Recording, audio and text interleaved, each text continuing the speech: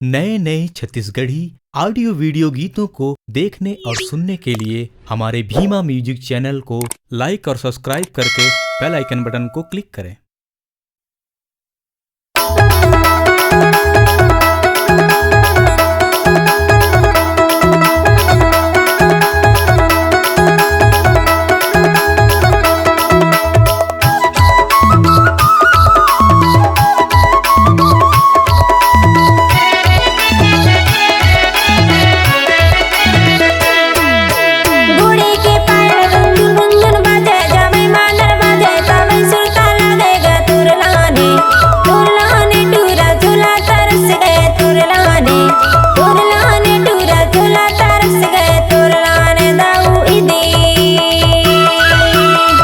कचनारी पहले ओझा टोला हंसले बताएले खुश रही चोला वो तोरलाने टूरी चोला तरस गे तोरलाने भैया चोला तरस गे तोरलाने बाई दे।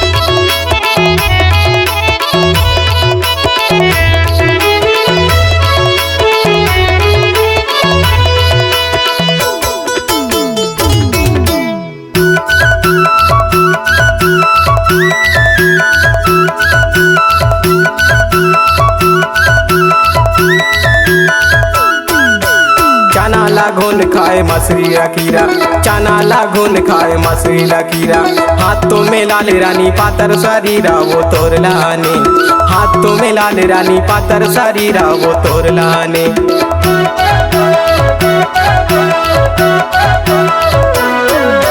चना लागोन खाए मछली लकीरा चना लागोन खाए मछली लकीरा हाथों में लाल रानी पातर शरीरा वो तोरलाने हाथों में लाल रानी पातर शरीरा वो तोरलाने भैया चोला तरस गे तोरलाने भैया चोला तरस गे तोरलाने बाई दे।